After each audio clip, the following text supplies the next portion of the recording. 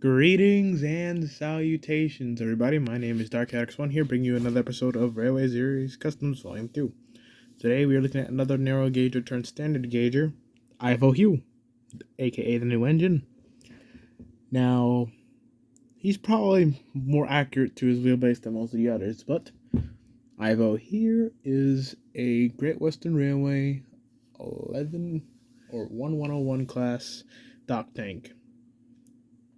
They were designed and built sometime around 1926, and they were built by Charles Collett, or designed by Charles Collett. That's pretty much all I could pull up on these dudes. But I figured they'd be perfect for Ivo, because they're small.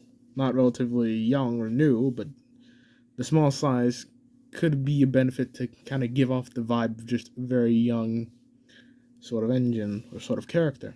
And since Ivo is pretty much, in terms of Road Series days, he's probably like a very, very new, very, very young, probably under 10. Makes sense. Now then, on the subject of him, we don't have much to go off of in terms of specific characterizations. Most we have is fan ideas, fan characterizations of Ivo. So, I'm gonna take my little twist on him and make him this sort of very eager and happy-go-lucky sort of chap. Kind of like Rebecca was in her introduction to the series. Except, since that's not entirely the case with her, it would make sense to go with that for Ivo, since he's going to be very young. In terms of what I'm going to have him do, I'm going to save that for his file in the roster page. But, as the purpose of this class suggests, he'll be working in the docks. So, yeah. His ugly mug will be seen around in some stories that'll be set up over there.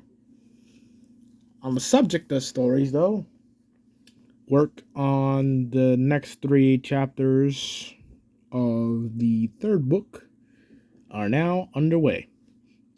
And since it's been so long since I've actually updated that, I'm going to tell you this to make up for that.